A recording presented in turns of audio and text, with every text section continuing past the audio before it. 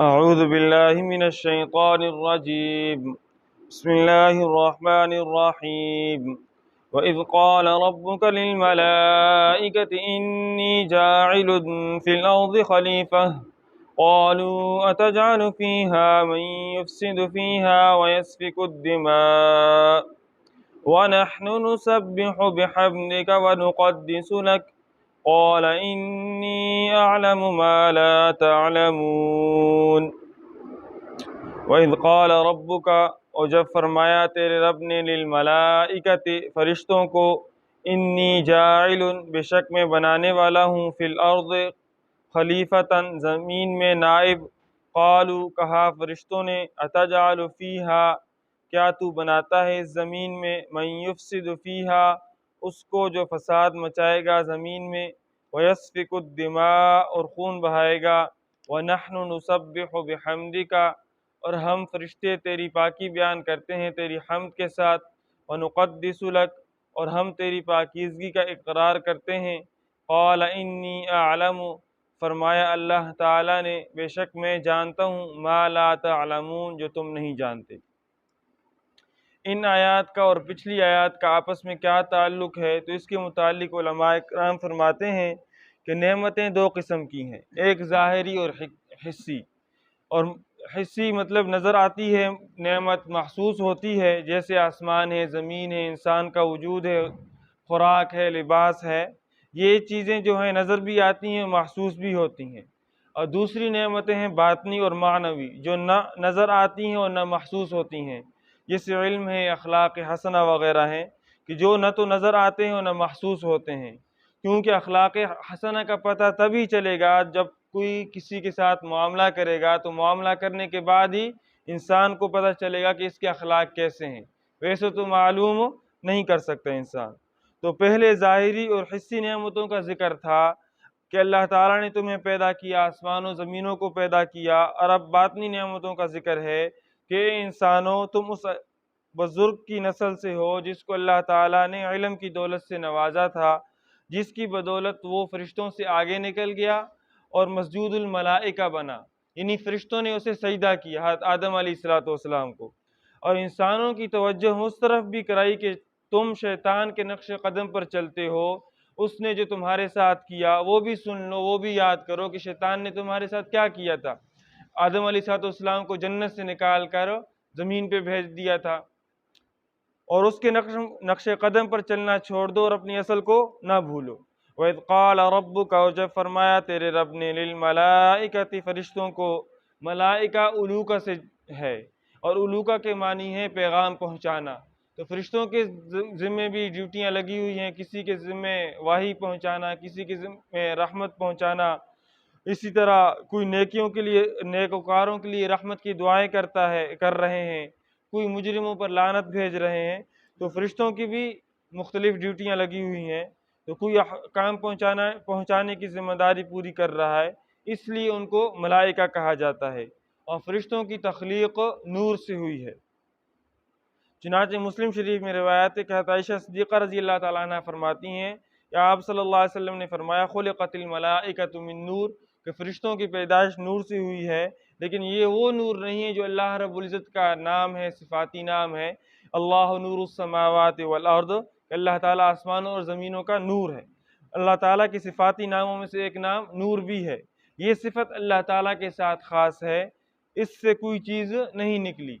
پھر جو جس نور سے فرشتے پیدا کیے گئے ہیں وہ کون سا نور ہے؟ تو وہ نور مخلوق ہے. جس طرح مٹی مخلوق ہے، آدم علیہ السلام کو اللہ تعالیٰ نے مٹی سے بنایا، اس طرح یہ نور بھی ایک مخلوق ہے اللہ تعالیٰ کی، جس سے اللہ رب العزت نے فرشتوں کو پیدا کیا. جس طرح آگ ایک مخلوق ہے، آگ سے اللہ تعالیٰ نے جنات کو پیدا کیا، اس طرح نور بھی ایک اللہ تعالیٰ کی مخلوق ہے. اس اللہ تعالیٰ نے فرشتوں کو پیدا فرمایا نور سے. وہ نہ کھاتے ہیں، نہ پیتے ہیں، اور نہ ان میں جنسی خواہشات ہیں. وہ ہر وقت اللہ تعالیٰ کی عبادت میں لگے رہتے ہیں، اور ان کی اعلیٰ ترین عبادت سبحان اللہ و بحمدہ ہے. سب سے اعلیٰ ترین عبادت ان کی سبحان اللہ و بحمدہ ہے. ہر وقت وہ اللہ تعالیٰ کی عبادت میں ہیں اور یہی ذکر کر رہے ہیں. تو فرشتوں کو اللہ تعالیٰ نے فرمایا انی جاعل فی الارض خلیفہ، بے شک میں بنانے والا ہوں زمین میں ایک نائب. خلیفہ کا معنی ہے نائب. اللہ تعالیٰ کی نیابت کا مطلب یہ ہے کہ اللہ تعالیٰ کے احکامات اللہ تعالیٰ سے وصول کر کے اس کی مخلوق پر نافذ کرے، مخلوق کو پہنچائے تاکہ اس پر عمل کریں۔ قالو، فرشتوں نے کہا، اتجعل فیہا، کیا تو بناتا ہے اس زمین میں، من یفسد فیہا، اس کو جو فساد مچائے گا زمین میں، ویسفک الدماء، اور خون بہائے گا خون، ونحن نسبح بحمدک، اور ہم فرشتے تیری پاکی بیان کرتے ہیں تیری حمد کے ساتھ، سبحان اللہ والحمدللہ پڑھتے رہتے ہیں، ونقدس لک، اور ہم تیری پاکیزگی کا اقرار کرتے ہیں کہ تو تمام عیبوں اور کمزوریوں سے پاک اور صاف ہے۔ اس سے فرشتوں کا مدعا اور دعویٰ یہ تھا کہ اے پروردگار، کسی اور مخلوق کو خلیفہ بنانا چاہتا ہے تو ہم ہی خلیفہ بنا دے، ہم ہر وقت تیری عبادت، تیری تسبیح و تقدیس میں لگے ہوئے ہیں۔ قال انی اعلم، تو فرمایا اللہ تعالیٰ نے، بے شک میں جانتا ہوں، ما لا تعلمون، جو تم نہیں جانتے۔ یہاں سے انسان کی فضیلت اللہ رب العزت بیان فرما رہے ہیں کہ انسان کو اللہ تعالیٰ نے کیا فضیلت عطا فرمائی ہے۔ تمہارے ذہن میں صرف فرمانبرداری ہے اور اطاعت ہے کہ جس کو تو نے پیدا کرنا ہے اس نے بھی تیری فرمانبرداری اور اطاعت کرنی ہے، اور وہ ہم کر رہے ہیں، لہذا اس کو بنانے کی ضرورت نہیں ہے۔ ٹھیک ہے، تم فرمانبردار ہو اور رہو گے کیونکہ تمہارے خمیر میں خواہشات نہیں ہیں۔ میں ایک ایسی مخلوق بنانا چاہتا ہوں جس میں ہر طرح کی خواہشات بھی ہوں گی، لیکن اس میں ایسی قابلیت اور صلاحیت ہوگی کہ وہ ان تمام خواہشات کو دبا کر میری خوشنودی رضا حاصل کرنے کے لیے فرمانبردار رہے گا۔ اس بات کو تم نہیں جانتے، میں جو جانتا ہوں۔ اور اس وجہ سے انسان کو فرشتوں پر فضیلت حاصل ہے کہ فرشتے لمبی لمبی راتوں میں بھی ساری رات سبحان اللہ والحمدللہ پڑھتے رہتے ہیں۔ کوئی قیام میں پڑھ رہا ہے، کوئی رکوع میں پڑھ رہا ہے، کوئی سجدے میں پڑھ رہا ہے، نہ ان کو وضو کی ضرورت ہے کیونکہ ان کا وضو ٹوٹتا ہی نہیں، نہ ان کو نیند کی حاجت ہے، اور انسان کے ساتھ یہ ساری حاجتیں لگی ہوئی ہیں، انسان کو تمام چیزوں کی ضرورت ہے، پھر وہ فرمانبردار ہیں، اس لیے اس کی عبادت کا درجہ فرشتوں کی عبادت سے زیادہ ہے۔ صرف انسان کی 5 منٹ کی عبادت فرشتوں کی ساری رات کی عبادت سے افضل ہے۔ مسلم شریف میں حدیث ہے کہ حضرت عثمان بن عفان رضی اللہ تعالیٰ عنہ سے کہ آپ صلی اللہ علیہ وسلم نے فرمایا، جس نے عشاء کی نماز جماعت کے ساتھ پڑھی اور پھر فجر کی نماز جماعت کے ساتھ پڑھی تو یوں سمجھو کہ اس نے ساری رات عبادت میں گزاری، یعنی عشاء کی نماز جماعت کے ساتھ پڑھ کر سو گیا اور صبح کو اٹھ کر فجر کی نماز جماعت کے ساتھ پڑھی تو اس کا سونا بھی عبادت شمار ہوگا۔ اب انسان دیکھے کہ عشاء کی نماز میں زیادہ سے زیادہ 15 منٹ لگ سکتے ہیں، زیادہ سے زیادہ 20 منٹ لگا لیں، اور فجر کی نماز میں بھی اسی طرح زیادہ سے زیادہ کتنا ٹائم لگے گا، 15 منٹ لگیں گے، تو ٹوٹل آدھے گھنٹے کی ہماری عبادت ساری رات کی عبادت شمار ہوتی ہے۔ تو فرشتے ساری رات عبادت، ہم ساری رات سوئے رہیں اور فرشتے ساری رات عبادت کرتے رہتے ہیں، تو انسان کیا ہے، فرشتوں سے بھی افضل ہے اگر انسان اللہ تعالیٰ کی مان کر چلے تب، تو اس کا سونا بھی عبادت شمار ہے، کیونکہ یہ گرمی سردی کی پرواہ کیے بغیر اٹھتا ہے، وضو کرتا ہے، پھر چل کر مسجد جاتا ہے، اور فرشتوں کو تو نہ گرمی لگتی ہے نہ سردی، اور نہ ان کو وضو کی ضرورت ہے اور نہ ان کو تھکاوٹ محسوس ہوتی ہے۔ اس لیے انسان کی 5 منٹ کی عبادت فرشتوں کی ساری رات کی عبادت سے افضل ہے، اگرچہ انسان کی عبادت مقدار میں تھوڑی ہے۔ فرشتوں نے یہ بھی کہا کہ یہ زمین میں فساد مچائے گا، وَيَسْفِكُ الدِّمَاءَ مَن يُفْسِدُ فِي الْأَرْضِ وَيَسْفِكُ الدِّمَاءَ، اور خون ریزی کرے گا۔ سوال یہ پیدا ہوتا ہے کہ اس چیز کا فرشتوں کو کس طرح پتہ چل گیا؟ غیب کا علم تو اللہ تعالیٰ کے سوا کسی کو نہیں، تو انہوں نے قبل از وقت، یعنی وقت سے پہلے یہ بات کس طرح کر دی؟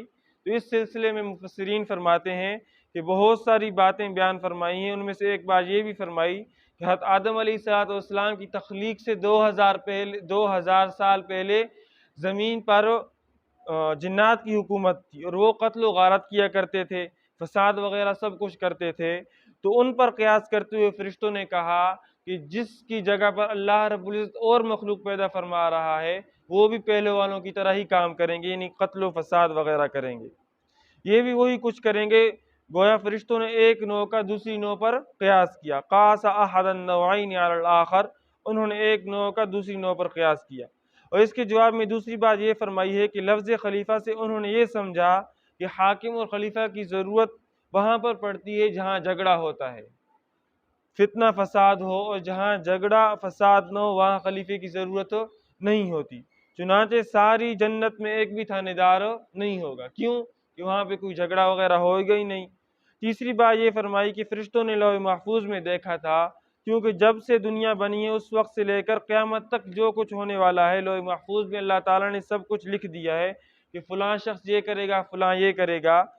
تو اس کے ذریعے فرشتوں کو معلوم ہوا کہ آنے والی مخلوق کو یہ کرے گی۔ ملائکۃ المقربین نے لوح محفوظ کو دیکھا اور جو کچھ اللہ تعالیٰ نے لکھا تھا اور فرشتوں نے پڑھا تھا وہ سب کچھ ہو رہا ہے۔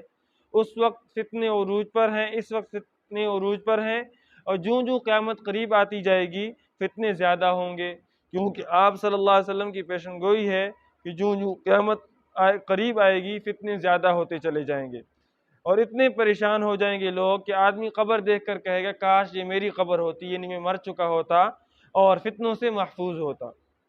آپ صلی اللہ علیہ وسلم کی زبان مبارک سے جو بھی لفظ نکلا ہے وہ کبھی خطا نہیں جا سکتا۔ جو جو قیامت قریب ہوگی روز بروز فتنوں میں اضافہ ہوگا، کمی کی توقع نہیں ہے۔ کمی تب ہوگی جب حضرت امام مہدی علیہ السلام تشریف لائیں گے اور ان کی تمام فتنوں کو ختم کریں گے، بدماش لوگ ختم ہو جائیں گے اور اللہ تعالیٰ کے جو نیک لوگ ہیں وہ ہر جگہ سے باہر نکل آئیں گے۔ تو فرشتوں نے کہا اے پروردگار، تو ایسوں کو بنانا چاہتا ہے جو زمین میں فساد مچائے گا اور خون ریزی کرے گا؟ اللہ تعالیٰ نے فرمایا بے شک میں وہ جانتا ہوں جو تم نہیں جانتے، بے شک ان میں ایسے بھی ہوں گے مگر بے شمار ان میں نیک لوگ بھی ہوں گے جو میری عبادت کریں گے۔